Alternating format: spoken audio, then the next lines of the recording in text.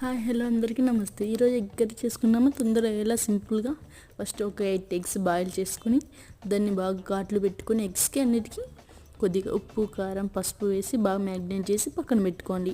ఒక బ్యాండ్ తీసుకొని దాంట్లో కొద్దిగా ఆయిల్ వేసి టూ ఆనియన్స్ కట్ చేసుకుని ఆనియన్స్ వేసి ఫ్రై ఆనియన్స్ లాగా బాగా వేయించుకుని పక్కన పెట్టేసుకుని అదే బ్యాండ్లో కొద్దిగా ఆయిల్ వేసుకుని 2 టేబుల్ స్పూన్ ఆయిల్ వేసుకున్న తర్వాత పోపు దినుసులు వేసుకుని అల్లం వెల్లుల్లి పేస్ట్ వేసుకున్న తర్వాత కొద్దిగా టమాటో ప్యూరీ వేసుకోండి. టమాటో ప్యూరీ వేసుకున్న తర్వాత మనకి కారం పసుపు ధనియా పొడి ఎగ్ మసాలా అవన్నీ వేసుకున్న తర్వాత కొద్దిగా సాల్ట్ వేసుకుని బాగా కలిపిన తర్వాత 2 టేబుల్ స్పూన్స్ పెరుగు వేసుకుంటే మనకు నచ్చినంత వేసుకోవచ్చు. నేను ఒక 3 వేసుకున్నా. Fried onions